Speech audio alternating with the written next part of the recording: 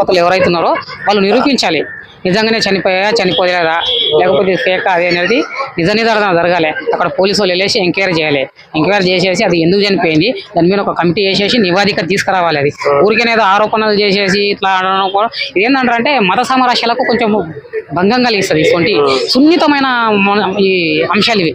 ఏంటంటే అలా చనిపోతుంటే ఏం చేస్తున్నారు వాళ్ళ ఇంతకుముందు వాళ్ళను మీరు అన్నారు కదా ఇట్లా మొత్తం మత మార్పిడి అవి అంటారని చాలా వరకు మీరు చేశారు కదా, ఇప్పుడు ఎలా చనిపోయాయి మరి మీ హయాంలో కూడా ఇట్లా జరగడం తప్పు కదా అని చెప్పేసి ఇది ఎంతవరకు కరెక్ట్ అనేది కూడా చూపించాలి. ఇంకేంటంటే అక్కడ గో సంరక్షకులు ఎవరైతే ఉన్నారో అది అవునా నిజమా చనిపోయా లేదా అనేసి వాళ్ళు కూడా పోలీసులు ఎంక్వైరీ చేసేసి నిజంగా చనిపోయా లేదా అసలు ఎందుకు చనిపోయాయి ఫస్ట్ ఆఫ్ ఆల్ చనిపోయా అంటారంటే దానికి గో సంరక్షణ అంటారంటే వాళ్ళు ప్రత్యేకించి పెట్టిందే దానికి కదా, వాళ్ళని ప్రత్యేకించి ఏర్పాటు చేస్తారు వాళ్ళు సంరక్షించమని.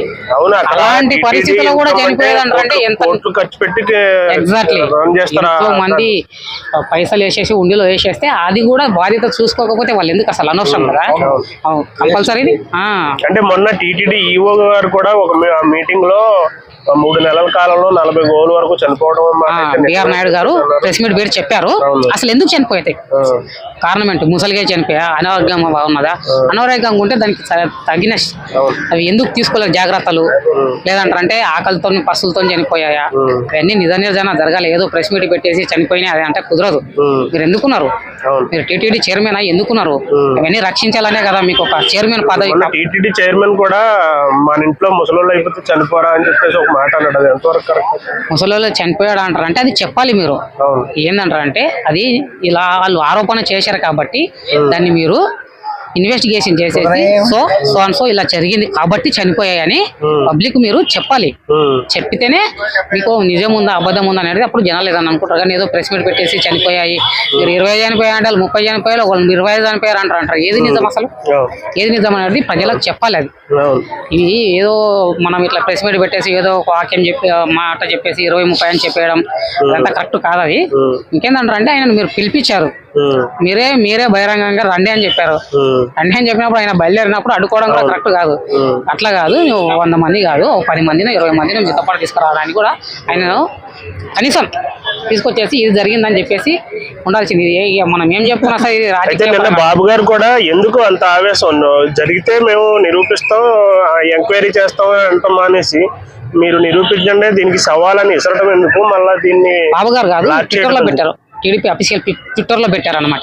బాబు గారు అన్నారు మొన్న మీటింగ్ లో అదే ఏంటంటే సవాల్ అని కాదు నిరూపించండి అని అంటారు. ఏంటంటే దాన్ని తీసుకొచ్చేసి వీళ్ళు టీడీపీ అఫీషియల్ ట్విట్టర్ లో పెట్టేసి ఈ పెద్ద నాయకులు కూడా ఇలాంటి మాటలు మాట్లాడితే ఏంటి బ్రో అసలు? మొన్న జగన్మోహన్ రెడ్డి గారు ఏమో పోలీసులను బట్టలు తీసుకొడతానంటూ ఈయనేమో సవాళ్లు విసిరేసి తొడలు కొట్టేస్తే ఏపీ పాలన ఎలా వెళ్ళిపోతుంది అసలు? చంద్రబాబు నాయుడుకి ఏమైనా ఏం ఆయన బాగానే ఉన్నాడు కదా, జగన్మోహన్ రెడ్డికి ఏమైనా ఆయన బాగానే ఉన్నాడు కదా. వాళ్ళు తొడలు చెప్పుకుంటారు, బట్టలు ఇప్పుకుంటారు, ఏమైనా చేస్తారు, వాళ్ళు ఏమైనా అనొచ్చు. ఇక్కడ ఏది ఏంటంటే సామాన్య కార్యకర్తలు దాని వల్ల రెచ్చిపోయి అయ్యో ఐటీడీపీ అనేసి ఆయన ఎదుడు ఏదో మాట వరుసకి ఇట్లా అనేసి తీసుకుపోయి జైల్లో బొక్కలు పడేశారు. ఏమని చెప్పి ఇప్పుడు చంద్రబాబు నాయుడు ఏమైంది, జగన్మోహన్ రెడ్డికి ఏమైంది? జీవితం నాశనం అయిపోయింది ఈయనది. ఏదైనా సరే మనం మాట్లాడేటప్పుడు ఏదైనా సరే ఆచితూచి అసలు ఎంతవరకు మనం మాట్లాడుకోవాలనేసి మాట్లాడాలి. అంతేగాని ఏదో మాకు టీడీపీ ఉంది కదా, ఏదో మాకు వైఎస్ రాజశేఖర రెడ్డి వాళ్ళ వైఎస్ఆర్ ఉంది కదా అని చెప్పేసి ఇష్టారాజ్యంగా మాట్లాడకూడదు. ఏదైనా సరే వాళ్ళకి ఏమవ్వదు. తీసుకుపోయి జగన్మోహన్ రెడ్డి బట్టలు ఇప్పిస్తా అని చెప్పేసి సామాన్య ప్రజలు అంటారంటే తీసుకుపోయి బొక్కలు దోస్తారు first of all. Jaganmohan Reddy కాబట్టి మాజీ సీఎం కాబట్టి ఆయన ఏమనలేరు.